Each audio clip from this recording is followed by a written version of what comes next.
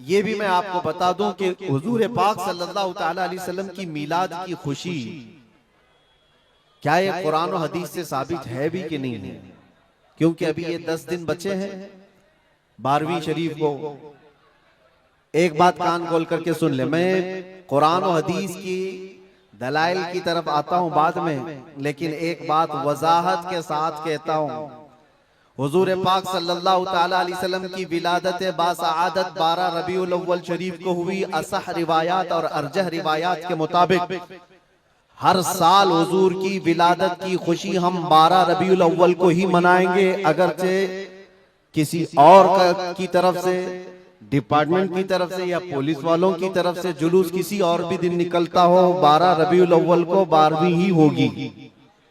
हुजूर पाक सल्लल्लाहु ताला अलैहि वसल्लम की विलादत 12 रबीउल अव्वल शरीफ को हुई और ये कयामत तक डेट बदली नहीं जाएगी इंशाअल्लाह। और जो कुरान और हदीस की बात मैं अर्ज कर रहा हूं, सबसे बड़ी बात तो ये है, आप रसूल पाक सल्लल्लाहु अलैहि वसल्लम को खुदा समझते हैं या खुदा का रसूल समझते हैं? खुदा का रसूल समझते हैं तो फिर मीलाद मनाओ। इसलिए कि खुदा की मीलाद नहीं हो सकती, खुदा की मीलाद नहीं हो सकती, क्योंकि अल्लाह के बारे में अकीदा क्या है हमारा? लम यलिद वलम यूलद, वो ना किसी से पैदा हुआ ना उससे कोई पैदा होगा। अल्लाह किसी से पैदा नहीं हुआ और अल्लाह के पैदा होने की कोई तारीख नहीं बनाई जा सकती, उसकी मीलाद नहीं हो सकती। और रसूल पैदा हुए हैं 12 रबीउल अव्वल शरीफ को। आपकी माँ भी है और आपके बाप भी हैं और आपसे भी लोग, आपसे भी बच्चे पैदा हुए हुजूर पाक सल्लल्लाहु अलैहि वसल्लम से। तो हम पूरी दुनिया में हुजूर की मीलाद मना करके शिर्क को तोड़ने वाला अमल करते हैं, शिर्क को तोड़ने वाला अमल करते हैं। कोई हमारी तरफ जो शिर्क का फतवा देता है उसे कान खोलकर सुन लेना चाहिए। मीलाद मनाकर हम बताते हैं हम मोहम्मद अरबी सल्लल्लाहु अलैहि वसल्लम को खुदा नहीं समझते बल्कि खुदा का रसूल समझते हैं। अगर खुदा समझते या खुदा के बराबर समझते तो हुजूर की मीलाद कभी नहीं मनाते, क्योंकि अल्लाह की मीलाद नहीं मनाई जाती तो हम रसूल की भी मीलाद नहीं मनाते। दोनों को अगर बराबर समझते नहीं, हम सुन्नियों का अकीदा यह है, मैं मानता हूं अक्ल वालो मेरा मोहम्मद खुदा नहीं है, मगर दिलों में ये नक्श कर लो कि वो खुदा से जुदा नहीं है। यह हमारा है। रसूल करीम सल्लल्लाहु ताला अलैहि वसल्लम की मीलाद मनाना शिर्क को तोड़ने वाला अमल है, शिर्क को खत्म करने वाला अमल है। और आपको एक बात ये भी बता दूं, हुजूर अकरम सल्लल्लाहु ताला अलैहि वसल्लम की विलादत जिस दिन हुई थी पूरी कायनात में बहुत कुछ तब्दीलियां आई थी, जो सही रिवायात में मौजूद हैं। बहुत तब्दीलियां आई थी। अरब उस वक्त जो रेगजार था, सहरा था, सब्जा देने लग गया, बारिशें बराबर होने लग गई। अरब में आज भी बारिश नहीं होती है, साल में 2-4 बार बारिश के खतरात गिर गए, अलग बात है। मौसम बाज़ाब्ता जैसे बारिश का यहाँ होता है नहीं होता। लेकिन जिस साल हुजूर पाक सल्लल्लाहु अलैहि वसल्लम की विलादत होने वाली, अरब में सब्जे उगने लग गए हैं या बारिश होने लग गई है। और उस साल जो हालात की तब्दीली थी, मुल्क शाम में एक नदी जो सूख चुकी थी वो अचानक जारी हो गई, पानी भर आया। और एक नदी जो हमेशा बहती वो अचानक सूख गई। एक आतिश कदा था 1000 साल से जिसकी आग को बुझने नहीं दिया गया था ईरान के नुजूमियों ने, आतिश परस्तों ने, अचानक वो आग भी गुल हो गई। एक ही दिन में सब चीजें हो रही हैं। और कायनात में ये जो बड़ी बड़ी तब्दीलियां हुई थी, उस दिन एक और तब्दीली, बुत सारे औंधे मुंह गिरे हुए थे। जो 12 रबीउल अव्वल शरीफ का दिन था, ये सही रिवायात से मैं बता रहा हूं, बुत औंधे मुंह गिरे हुए। लेकिन एक बहुत बड़ा मसला हुआ था जिसकी तरफ इमाम अहले सुन्नत फाजिल बरेलवी रहमतुल्लाह ताला अलैह अपने शेर में इशारा करते हुए फरमाते हैं, क्या एक बहुत बड़ी तब्दीली ये हुई थी कि मुल्क फारस का जो बादशाह है किसरा, उसका किला इतना मजबूत था कि उसकी हिफाजत के लिए 1 लाख फौजी खड़े रहते थे, सिर्फ किले की हिफाजत के लिए।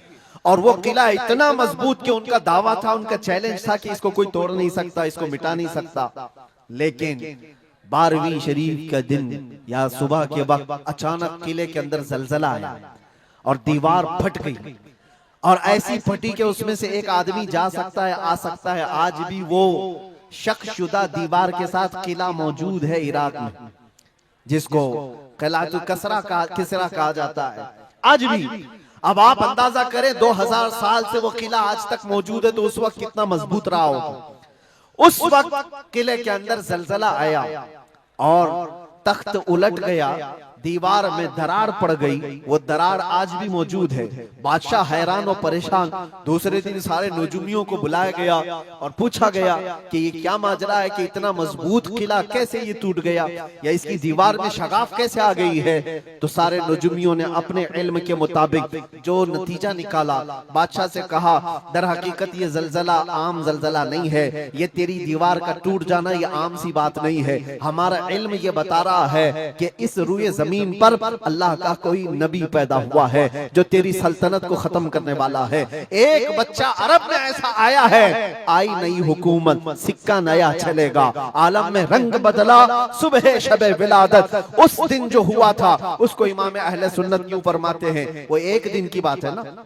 हुजूर की विलादत हुई, फारस के किले में क्या हुआ, जलजला आया। हुजूर की विलादत इधर मक्का में हुई और मुल्क फारस में जलजला आया और किले के अंदर दरार आई। अब सुनो, आला हजरत कहते हैं हश्र तक डालेंगे हम पैदाइश मौला की धूम, यानी कयामत तक हम रसूलुल्लाह की मिलाद का जिक्र धूमधाम से मनाएंगे। इसका असर क्या होगा, फारस में तो देखा था किले में जलजला आ गया था, हुजूर के पैदाइश के जिक्र से ही किला हिल गया था।